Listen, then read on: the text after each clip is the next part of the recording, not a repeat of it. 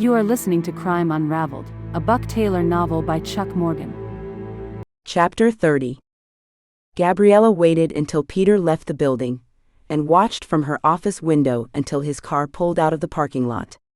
She walked over and closed her office door.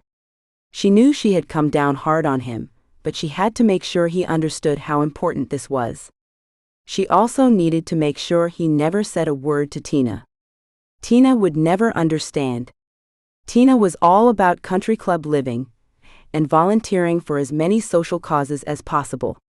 She enjoyed partying with her friends and living as large as she could. It was a great life for the daughter of a billionaire. It also made her vulnerable, and Gabriella was willing to take full advantage of it.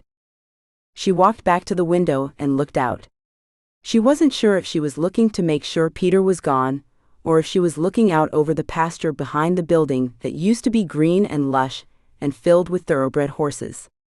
Now the pasture was dead and brown, and they had only a handful of horses. She made a silent vow that once she was confirmed as the sole owner of Velasquez Enterprises, she would fix that. She also vowed to take back everything that was stolen from her ancestors.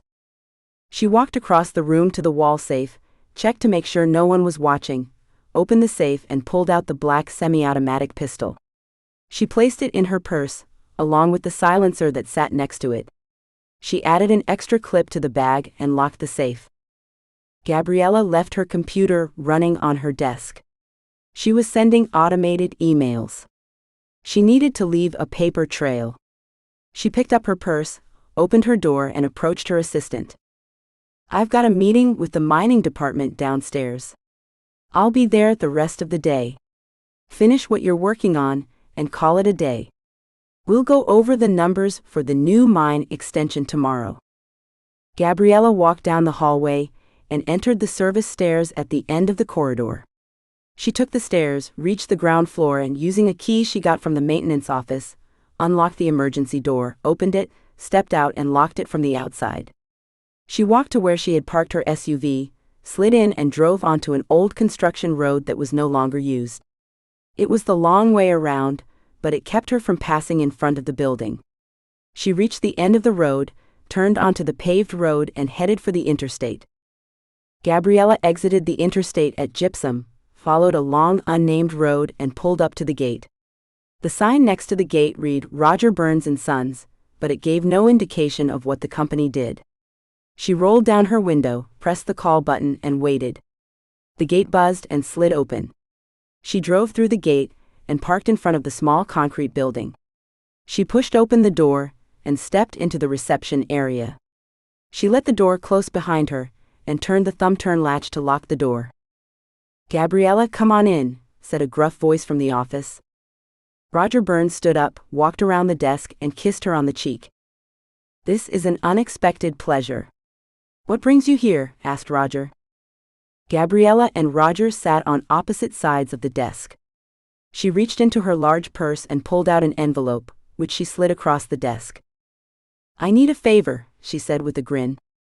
Roger looked at the envelope, picked it up and looked inside. "Must be a hell of a favor," he said. "What do you need, Gabriella?" "I need 4 blocks of plastic explosive and timer blasting caps." Roger slid the envelope back across the desk. "No can do. I'm still working on covering the tracks from our last business arrangement. Plastic is too regulated, and I can't just hand you 4 blocks. What do you intend to do with it?" "That's none of your concern," she said.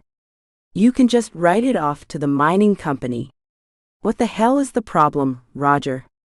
You didn't squirm when I handed you the huge duffel bag of money for the 100,000 pounds of RDX. Why are you giving me a hassle over 4 blocks of plastic?" "Yeah. I'm having serious concerns about the RDX. My kid is asking all kinds of questions, and I had no idea you would cause so much destruction. You and your brother are insane. Are you shaking me down for more money, Roger?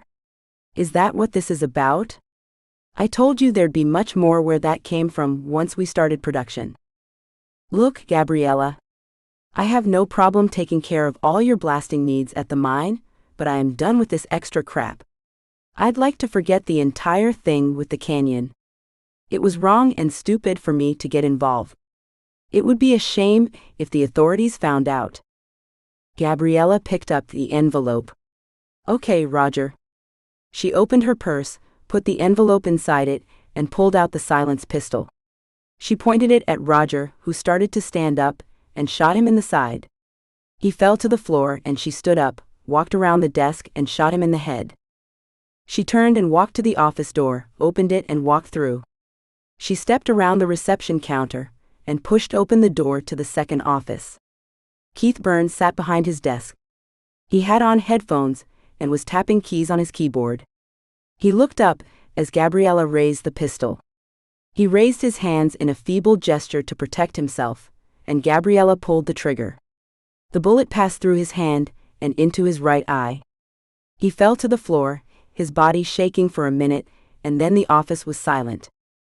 Gabriella walked out of Keith's office and back into Roger's office. She reached over the dead body and unclipped the key ring from his belt loop. She picked up her purse, walked out and locked the door. She walked across the lot to the warehouse, keeping the pistol in her hand. She pushed open the door and stepped into the huge metal building. She encountered the first warehouse worker between several rows of demolition equipment and machinery. She never gave him a chance. Her first shot hit him in the knee, and he fell against the tire of an excavator. Her second shot hit him in the head. She turned and headed for the security area, where she spotted the other worker.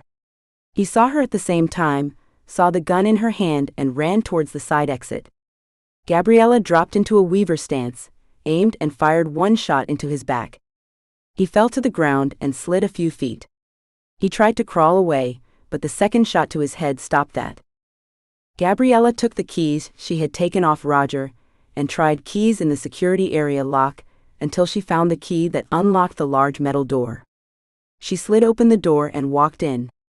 There were large crates of explosives everywhere. She laughed, thinking that it would be a terrorist's wet dream to have access to this space. She knew where to look because she and Roger had been there together a few months back when they started planning the explosion. She walked down an aisle, stopped in front of a wooden box and opened it.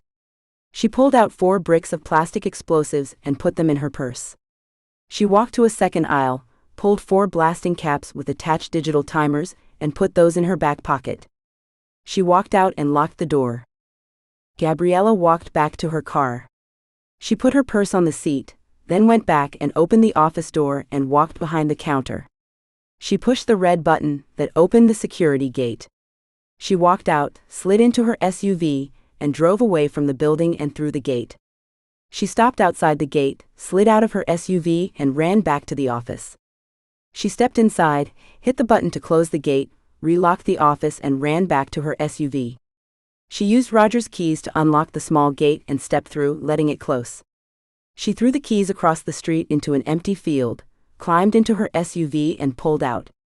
She never saw the camera on the light pole 20 feet down the fence. Thank you for listening to this chapter of Crime Unraveled, a Buck Taylor novel by Chuck Morgan. You can find the entire crime series as well as other novels by Chuck Morgan at chuckmorganbooks.com or on Amazon.